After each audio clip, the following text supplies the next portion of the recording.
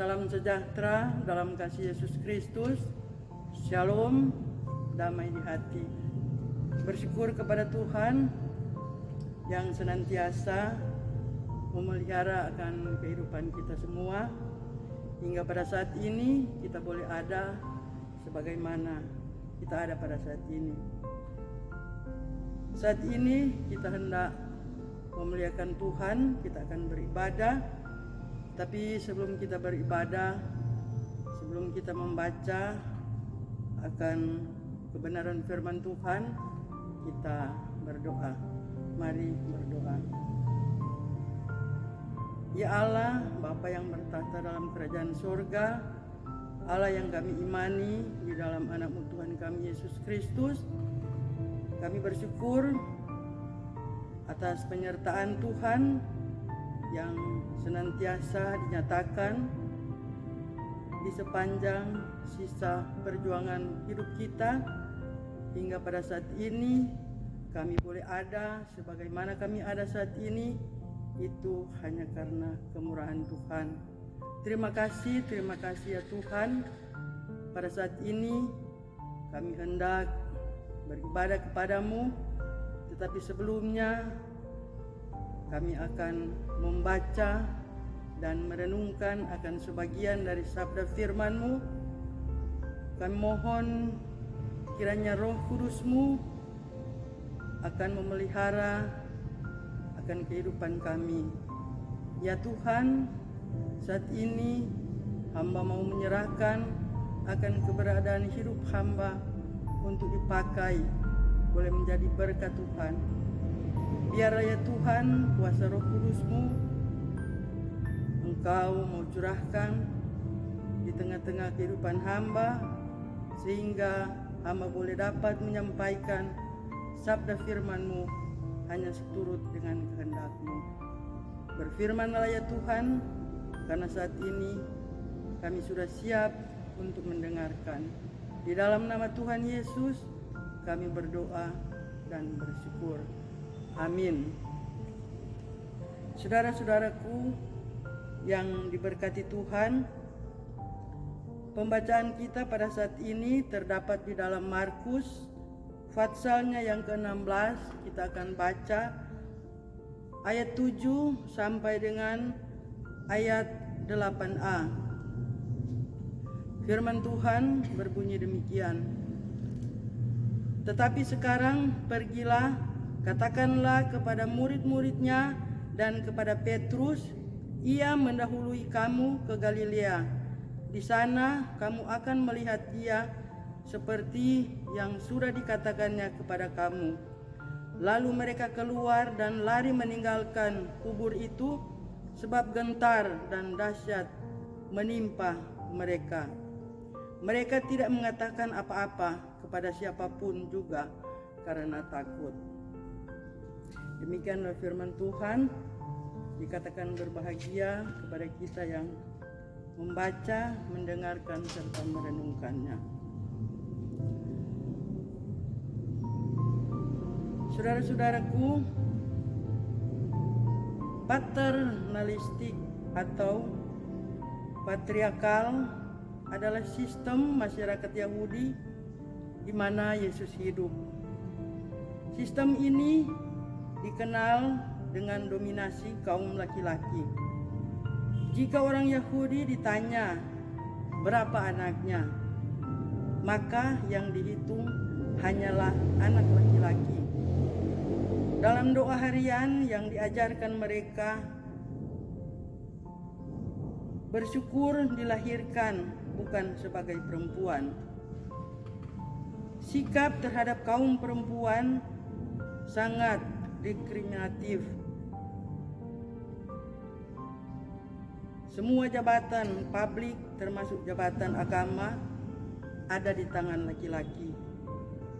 Saudara-saudaraku, perempuan dilarang bersaksi karena kesaksian mereka dianggap dusta. Perempuan Yahudi terbatas di dalam berinteraksi secara sosial, bahkan dalam acara keagamaan. Tetapi bagian Alkitab ini menyuguhkan kenyataan yang berbeda. Kebangkitan Yesus justru mengubah derajat dan citra kaum perempuan di tengah masyarakat yang enggan menerima jasa. Justru Allah memberi peran penting. Identitas baru yang diberikan. Merekalah saksi pertama tentang kebangkitan Yesus dan diperintahkan untuk menyampaikan kabar kepada murid-murid Yesus. Saudara-saudaraku, sesuatu yang sebelumnya sulit terjadi pada kaum perempuan dalam konteks masyarakat Yahudi. Peristiwa maha penting tentang kebangkitan Kristus dipercayakan Allah justru pada kaum yang sering diremehkan. Para perempuan tersebut tidak perlu turun di jalan untuk memperjuangkan gerakan feminisme atau emansipasi. Pasca Yesus Kristus telah memerdekakan kaum perempuan. Cara pandang dunia orang Yahudi keliru tentang perempuan harus ditentang dan perlu dihapus karena menciderai martabat manusia yang mulia. Kini mereka menjadi mitra yang setara dengan kaum laki-laki dalam memberitakan karya selamat Allah. Peristiwa kebangkitan membuka jalan baru untuk kaum perempuan sehingga makin banyak terjun dan berkiprah dalam pelayanan gereja. Saudara-saudaraku, Paskah bukan hanya merubah identitas kaum perempuan, tetapi seluruh hidup manusia diubah menjadi baru. Yesus benar-benar adalah inspirasi untuk perubahan. Ia sendiri rela memperjuangkan dan melakukannya untuk perempuan itu, untuk kita dan untuk seluruh dunia.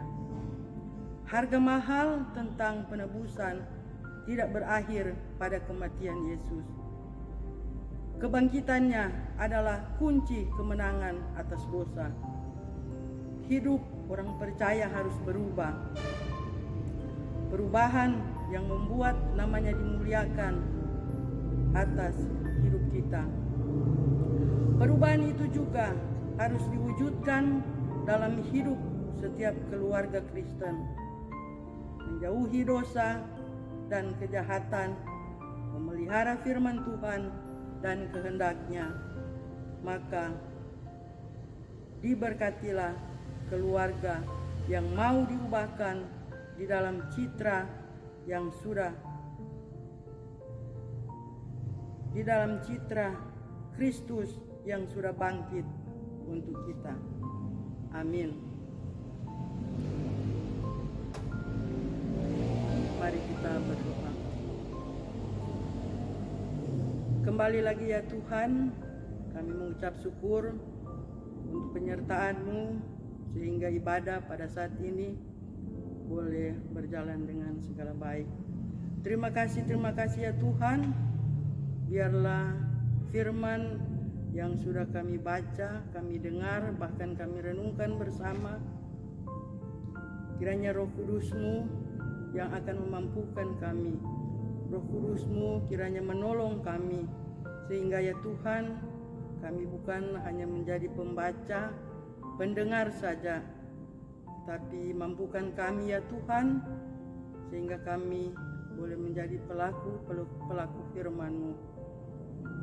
Terima kasih Tuhan, kiranya Engkau menyediakan tanah yang subur, sehingga firman-Mu ini boleh jatuh di tanah yang subur, boleh bertumbuh, berbuah, dan boleh menghasilkan buah-buah kebenaran. Terima kasih ya Tuhan. Seluruh sisa perjuangan kehidupan kami pada saat ini, kami mau serahkan hanya ke dalam tangan tangan Tuhan yang penuh kasih. Karena kami percaya hanya bersama dengan Engkau ya Tuhan, apapun di dalam kehidupan kami, baik itu suka maupun susah maupun senang, kami mampu melewati semuanya. Karena kami percaya jika kami berjalan bersama-sama dengan Engkau, maka hal apapun yang akan menghadang akan perjuangan hidup kami dapat menghalaukan, kami dapat melewati, karena kami yakin dan percaya kemahakuasaan Tuhan akan selalu bersama-sama dengan kami. Terima kasih ya Tuhan, seluruh kehidupan kami di sepanjang hari ini kami hanya mau serahkan ke dalam tangan Tuhan yang penuh kasih. Di dalam nama Tuhan Yesus kami berdoa sambil mengucap syukur. Amin.